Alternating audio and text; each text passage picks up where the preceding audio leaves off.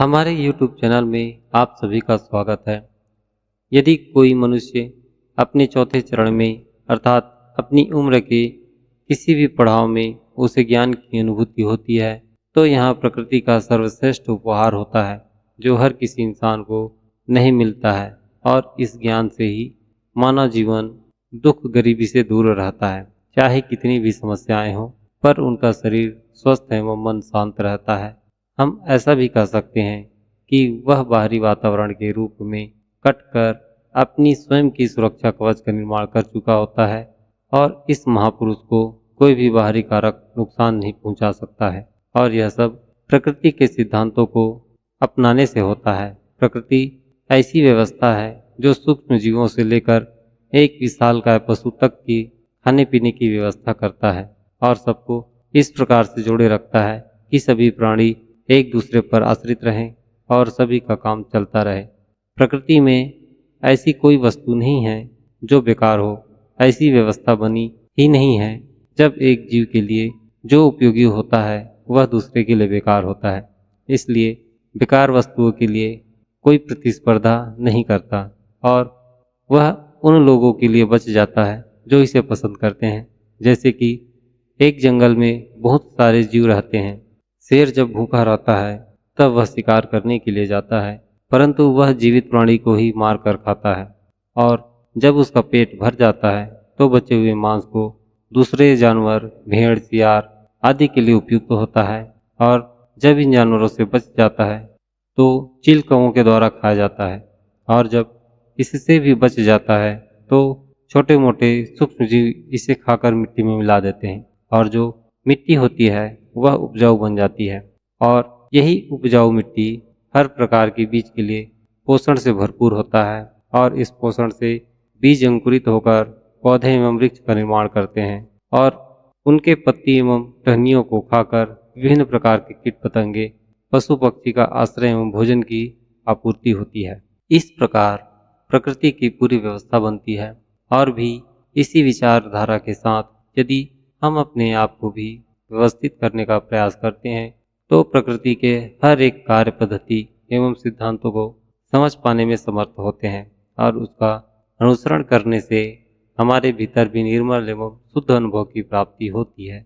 और इन्हीं सब सिद्धांतों को जैसे का तैसा बताने वाले व्यक्ति को सत्य पुरुष कहा जाता है और सत्य पुरुष को जो कहता है वह अटल सत्य होता है, क्योंकि इनके बीच में परमात्मा, प्रकृति और मनुष्य तीनों एक धागे से पिरोए हुए रहते हैं। जब तक कोई भी पुरुष या स्त्री इसका पालन करती है तब तक प्रकृति की संरक्षण में रहती है और कभी भी दुख तकलीफ ना ही शारीरिक रूप से इसमें कई बाधाएं जैसे शरीर में दर्द होना, किसी प्रकार का रोग आना, किसी के प्रति आपको आसक्ति का होना और न ही मानसिक रूप से ऐसे रूप जो दिखाई नहीं देते जैसे कि चिंता, जलन, अहंकार, क्रोध, तृष्णा आदि सहनी नहीं पड़ती है।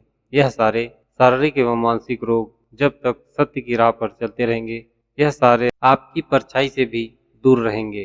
किंतु जिस दिन आप सत्य का साथ छोड़ देंगे या सत्य के स्थान पर वे बातें बोलेंगे जो प्रकृति में है ही नहीं, उनके सिद्धांतों को तोड़ मोड़ कर बताएंगे, किसी से डर कर बातों को घुमा फिरा कर बोलेंगे, तब आपके जीवन में ऐसा बदलाव आएगा जिसकी कल्पना आप कभी नहीं कर पाएंगे। आपका शरीर आपका साथ नहीं देगा और मन बेचैन रहने लगेगा, क्योंकि आपने प्रकृति के सिद्धांतों में चलने के बजाय उसका विरोध करना आरंभ कर दिया है।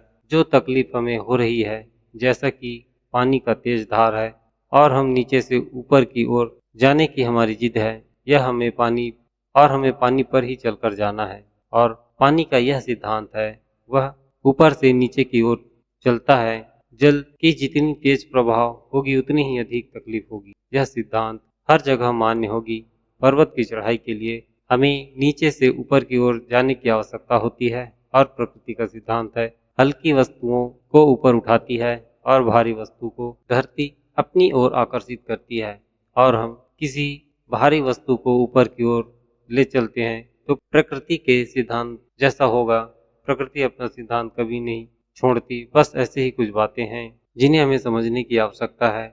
एक बार में कोई भी बातें समझ नहीं आती है, जब उनके हिसाब से आप काम शुरू करोगे तभी आपको उनकी बातें समझ में आएंगी। इसलिए जैसा आपको बनना है, आपको उसी के अनुरूप ही ढलना होगा। एक बीमार व्यक्ति को जिस समय सोना चाहे, उसके स्वास्थ्य लाभ के लिए तुरंत उनके सोने की व्यवस्था कर देनी चाहिए, और इसके विपरीत एक स्वस्थ व्यक्ति अगर ऐसा करना चाहे तो वह बीमार पड़ सकता है। यदि मेरी बातें आपको सत्य लगें तो इसका अनुसरण करें और अपने जीवन में सुधार लाएं। दूसरों को भी बताएं, लाइक करें, कमेंट करें और हमारे चैनल को सब्सक्राइब करें, ताकि ऐसे ही वीडियो आप तक पहुंचती रहे और ज्ञानवर्धन होता रहे। आशा करता हूं अगले वीडियो में फिर से मुलाकात होगी। परमात्मा आप सभी के ऊपर कृपा दृष्टि बनाए रखे। धन्यवाद।